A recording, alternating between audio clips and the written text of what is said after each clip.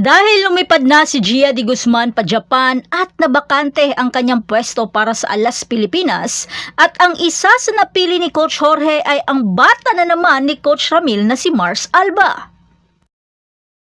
Si Gia ay pumunta na sa Japan para sa kanyang pangalawang season sa Dentsu Eribis para sa Japan V-League sa October.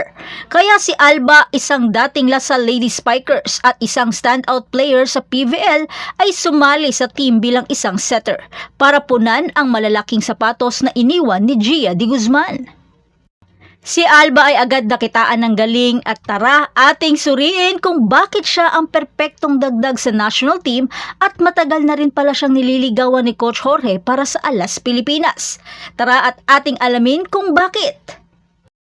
Ang journey ni Alba patungo sa national team ay isang natatanging kwento dahil dati siyang spiker at kinonvert ni Coach Ramil na maging setter. Ngunit ang kanyang dedikasyon at talento ang nagdala sa kanya sa pagiging isa sa pinakahinahanap na playmaker sa bansa. Kilala si Alba sa kanyang kamangha-manghang court vision, kakayahan sa pagbasa ng laro at husay sa paghahanap ng open player. At alam niyo ba kung bakit siya ang napili? Ang Alas head coach na si Coach George Souza de Brito ay nagbigay ng tatlong pangunahing dahilan kung bakit si Alba ang nakakuha ng inaasam-asam na pwesto sa pambansang kupunan. Dahil si Mars Alba ay dati nang magaling, knowing Alba sa UAAP pa lang, kaya bago man siya umexit ay naparangalan na itong MVP. Pangalawa, availability, at gustong-gustong sumali para ibandera ang watawat ng Pinas. Bagamat nakapasok man si Alba pero ang journey niya sa Alas Pilipinas ay hindi madali. Marami rin siyang mga challenges patungo sa national team dahil kinailangan niyang tanggihan ang dalawang imbitasyon dahil sa conflict sa schedule. Ngunit sa wakas ay nabigyan siya ng pagkakataon na irepresenta ang kanyang bansa sa pangatlong pagkakataon.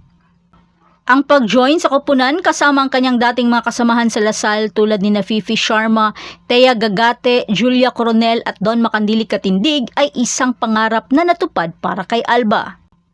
Kaya nagbibigay pugay siya sa kanilang tagumpay sa kanilang legendaring coach na si Coach Ramil de Jesus na nagtanim sa kanila ng winning mentality at pagmamahal sa laro.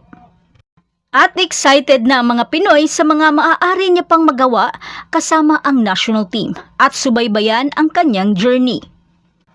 At yan na ang lahat para sa video ngayon. Siguraduhin mag-subscribe para sa higit pang mga balita sa volleyball at ibahagi ang inyong mga saloobin kung bakit mas pinili o mas perfect ang pagdagdag ni Mars Alba sa Alas Pilipinas team at maaari mo bang i-comment yan sa ibaba? At yan na ang lahat para sa ating update ngayon. Manatiling nakatutok para sa iba pang mga balita mula sa mundo ng Philippine Volleyball. Huwag kalimutan mag-like, mag-subscribe at i-spike ang notification bell para hindi ma-miss ang mga susunod na video. Hanggang sa muli, patuloy na mag-spike at mag-dig sa ating channel. Thank you. Thank you po. Thank you. Ayan. Mag-hi na. Ay, hello po.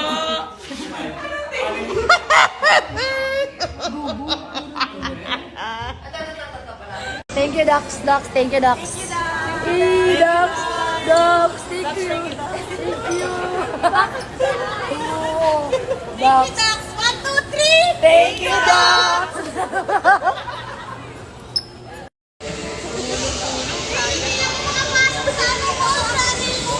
Pasok mo daw siya, Di. Di daw siya makapasok, guys. Hindi ako makapasok.